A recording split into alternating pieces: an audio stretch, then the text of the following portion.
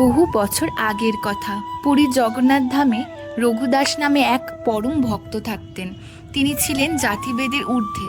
তার মন জুড়ে সারাক্ষণ জগন্নাথ দেবের চিন্তা ঘুরে বেড়াতো। একবার রথযাত্রার দিন পুরী ধামে লাখ লাখ মানুষের ভিড়ে ঢলে পড়েছে। রাজা মন্ত্রী থেকে শুরু করে ধনী দরিদ্র সবাই এসেছেন মহাপ্রভুর রথের রশি টানতে। রঘুদাসও তীব্র ব্যাকুলতা নিয়ে জগন্নাথ দেবের রথের দিকে এগিয়ে এলেন।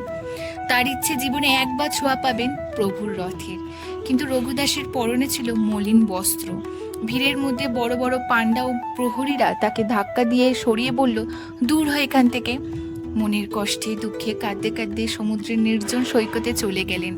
চোখের জল ফেলতে ফেলতে তিনি বালির ওপরেই হাত দিয়ে 3টি রথ তৈরি করলেন, জগন্নাথ, বলরাম ও সুভদ্রার জন্য। তারপর চোখ বন্ধ করে পরম আকুতিতে ডাকলেন, হে প্রভু, হে অন্তর্যামী। ভক্তের ডাক ভগবান এড়াতে পারেন না। এইদিকে মূল মন্দিরে অলৌকিক কাণ্ড ঘটল। রাজা স্বয়ং সোনার ঝাড়ু দিয়ে রাস্তায় পরিষ্কার করলেন। হাজার হাজার মানুষ রথের রশি টানতে শুরু করলো, কিন্তু রথ 1 ইঞ্চিও নড়ল না। এদিকে রঘুদাসের রথে জগন্নাথ দেব বিরাজমান। ভগবান কখনো মানুষের ধন সম্পদ বা সামাজিক মর্যাদা দেখেন না। তিনি কেবল ভক্তের হৃদয়ের সরলতা ও ভালোবাসা দেখেন। আমার কথা বলাতে যদি কোনো রকম ত্রুটি থাকে ক্ষমা করবেন। জয় জগন্নাথ।